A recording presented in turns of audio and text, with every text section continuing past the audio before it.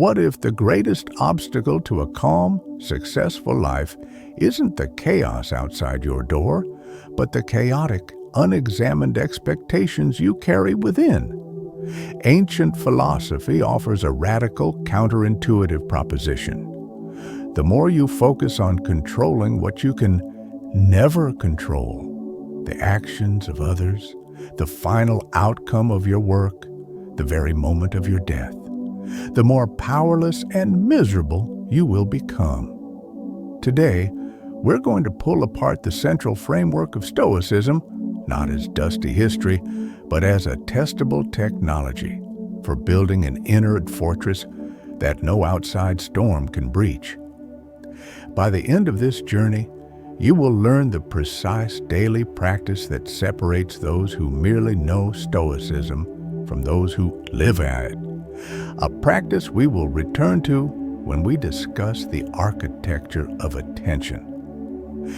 Before we proceed into this profound territory, a necessary note of clear-headed sobriety. What follows is a philosophical framework and educational material designed to encourage self-reflection and disciplined thinking. It is not a substitute for professional counsel.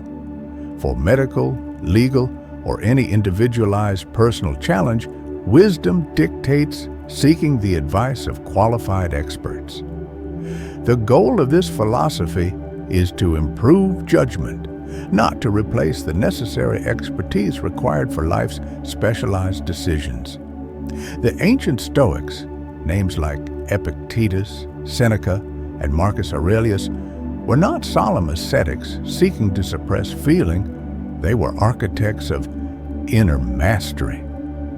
They understood that power in the world is fleeting, arbitrary, and easily seized by fortune. True, lasting power, they argued, must be internal, a power over one's own mind, one's own reactions, one's own choices. This is the dichotomy of control, the foundation of the entire system, yet it is so often oversimplified in the modern discourse. In plain terms, it means some things are up to us and some things are not. Things up to us are our opinions, impulses, desires, and aversions. In short, the entire operation of our own will. Everything else, our body, our reputation, our property, and the will of every other person on the planet, is not up to us. The common surface-level interpretation stops here, making it sound like cold resignation. The nuance, the deep truth, lies in the relationship between these two spheres. When the Stoics speak of things not up to us, they are not asking us to abandon effort, but to abandon attachment to outcome. Seneca, the pragmatic statesman, lived a life steeped in the chaotic high-stakes court of Rome. He understood that a ship captain must prepare the sails, train the crew, and set the course with all diligence. But he must acknowledge that the wind, the waves, and the rocks are outside his command. His job is the effort. The outcome belongs to the universe. To attach our tranquility to our uncontrollable outcome, the successful porting of the cargo, is to surrender our peace to a capricious master. True agency, the Stoic insight goes, is found in the prohairesis, the faculty of choice, the single sovereign power to decide how we will use our impressions and what judgments we will assent to. This is the inner citadel, the mental fortress. We are continually building and defending. The external world provides the raw, neutral material. Our judgment supplies the meaning, the drama, and the distress. Consider the common misunderstanding of Stoic resilience. It's often portrayed as a kind of emotional numbness, a blank face in the face of tragedy. This is profoundly wrong. Resilience, for the Stoic, is built through voluntary discomfort, not enforced apathy. This is the disciplined practice of the training forge. If you only ever live in climate-controlled rooms, the first sudden chill will shatter your comfort. But the person who voluntarily trains themselves through temporary fasting, cold exposure, or giving up small luxuries builds an inner reserve of strength. They are proving to themselves daily that their well-being is not dependent on the accidental presence of creature comforts. They are practicing poverty in times of plenty, so that poverty, should it arrive by necessity, will feel less like a crisis and more like a familiar visitor. The goal is not to eliminate feeling, but to ensure that feeling, even grief or pain, does not paralyze the faculty of choice. The difference between the person who thrives under pressure and the person who breaks is often a simple distinction in the architecture of their habits, the structure of their attention. The former has spent their life building strong scaffolding around their core values, while the latter allowed their foundation to be built on sand, mistaking external approval for internal worth. I once knew a man I will call Aurelius, who exemplified a preventable downfall driven by a catastrophic error in the dichotomy of control. Aurelius was brilliant, an architect who designed beautiful, ambitious structures. His downfall wasn't a lack of talent or effort, it was his complete spiritual investment in reputation. He was obsessed with winning the industry's most prestigious annual prize. He poured all his energy, his joy, and his self-worth into the external validation provided by this one award. He controlled the designs, the budget, the quality of his team's execution, all things up to him. But the jury's decision, the politics, the taste of 3 judges on a Tuesday afternoon, these were emphatically not up to him. When for the 3rd consecutive year his design was passed over for a less inventive but more politically connected competitor, Aurelius didn't merely feel disappointment, he felt annihilation. His internal narrative, the judgment he passed on the event, was, "I am worthless," rather than the event, which is uncontrollable, did not proceed as I had wished. He broke the central rule. He made his soul conditional on an external, uncontrollable verdict. He spiraled into a decade of bitterness and diminished output. His potential wasted, not by failure, but by his judgment of a non-failure. The wisdom here is that a preventable downfall is almost always one where the agent mistakes a tool, reputation, money, power, for the end goal, a well-used life. He lost sight of the fact that his job was the act of designing well, which was entirely within his power, regardless of the jury's applause. The moment he surrendered his inner worth to their collective caprice, his downfall was guaranteed. The true philosopher must be able to see the Machiavellian landscape of power, the way the world actually works, without becoming corrupted by it. We observe the cruelty, the manipulation, and the arbitrary nature of political and economic power, not to emulate it, but to inoculate ourselves against its shock and to correctly map the boundaries of our own agency. When a rival, through cunning or malice, undermines our project or steals our credit, the Stoic sees not an injustice to be avenged, but a neutral event. Revealing the rival's own disordered character, that rival's character is outside our control. Our response, whether we meet their hostility with disciplined focus or with reactive equal bitterness, is entirely within our control. The discipline is to keep the focus on our own mind, using the external treachery as a mental weight, a tool for strengthening our resolve, much as a blacksmith uses the hammer to refine the metal. This perspective is what enabled a client of mine, a young engineer I'll call Sarah, to experience a powerful, delayed awakening that taught a profound, hard lesson. Sarah was a rising star in her tech firm, defined by her constant, almost manic need to be useful to everyone. She operated from a core belief that her worth was contingent on her indispensability. This is a common and insidious mistake, attempting to control other people's perception of your value by controlling their reliance on you.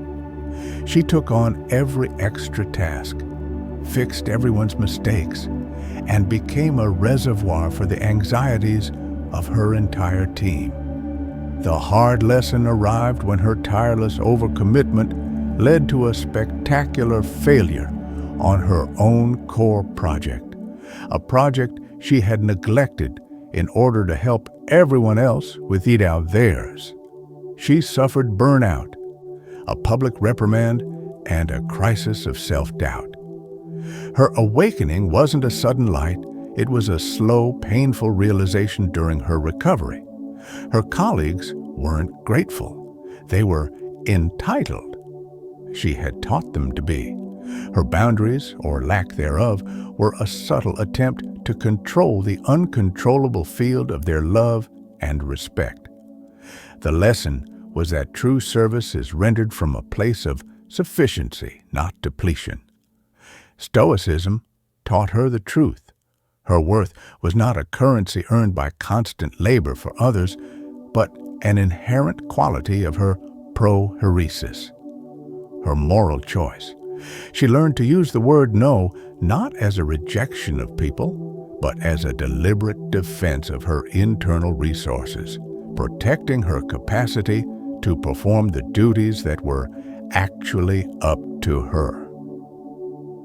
The practical translation of these ideas into a daily practice requires the architecture of attention, which is the precise daily work that separates theory from reality, the open loop we planted at the start.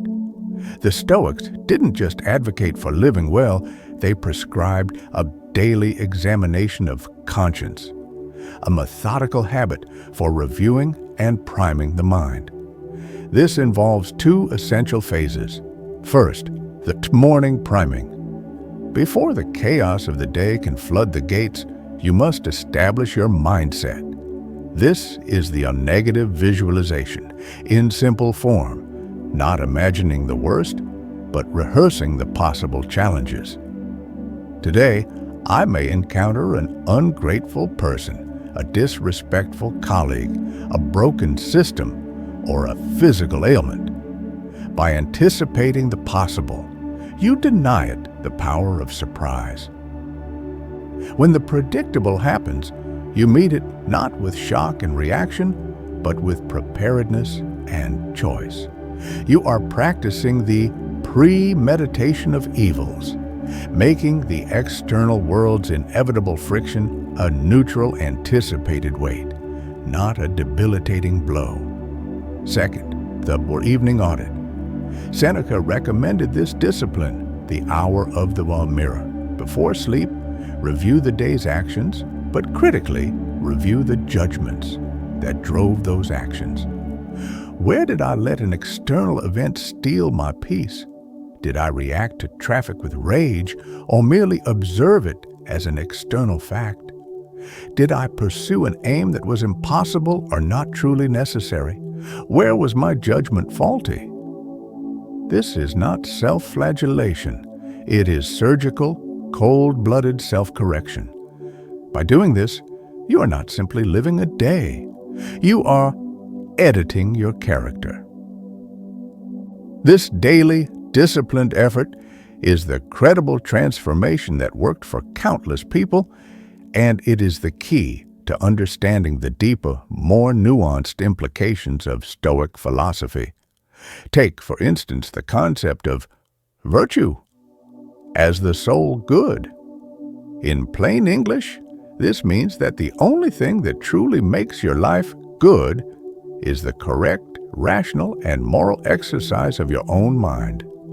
Everything else, health, wealth, reputation, are preferred indifference. They are preferred because they assist the practice of virtue. It's easier to be generous when rich than when poor. But they are indifferent to the goodness of your soul. Your character remains whole whether you have them or not. The nuance here is critical. The Stoic is not forbidden from desiring a long life or financial stability. That would be absurd. The Stoic is forbidden from making their tranquility contingent upon having them. We strive for health because it is rational and preferred, but when sickness arrives, our virtue, our patience, courage, and clear-headed response remains intact. The illness is an indifferent. The use we make of the illness is the good. This radical separation is why the philosophy offers such immense resilience. When fortune strips away our possessions, our status, or even our physical mobility, the one thing it can never take, the core of our humanity, the proheresis, remains untouched. This is the last and most secure freedom. A final, powerful motif is the idea of life as a ship in a storm. The modern temptation is to rage at the storm, to demand that the elements obey us. The Stoic realizes this is irrational. The storm is what it is, outside our control. The only thing within our power is the expert performance of the captain's duty, trimming the sails, securing the cargo, and steering with discipline, regardless of the fear that grips the crew. The outcome, whether the ship sinks or reaches harbor, is in the hands of fate. The duty is in the hands of the captain. This is the ultimate lesson in agency and boundaries. Do your absolute best with what you have, where you are, and accept the consequences as the natural, neutral result of forces beyond the walls of your fortress. The philosopher's life, then, is not one of emotional suppression, but of refined feeling. Feelings guided by rational choice, not reflex. The ancient Stoics knew that a life lived under the constant delusion of control is a life of perpetual anxiety. By systematically applying the architecture of attention, the morning priming, and the evening audit, you dismantle that delusion piece by piece. You learn to recognize and challenge the disastrous judgment that inserts tragedy into neutral events. You reclaim the immense underutilized power of your revtop or proheresis, making it the center of your universe. This journey is not about finding an easy path. It is about finding the right path. It begins with a single, immediate practice. Tomorrow morning, before you consume any information, simply ask yourself, what is within my power today and what is not? Then, dedicate your effort solely to the former. This is how you close the gap between your aspiration and your reality. The next chapter in this ongoing practice of self-mastery is learning to manage the most subtle and pervasive thief of our peace, the illusion of time. It is to approach every waking moment not as a mere passage of seconds, but as a deliberate discipline, the Stoic art of time management, as a moral imperative.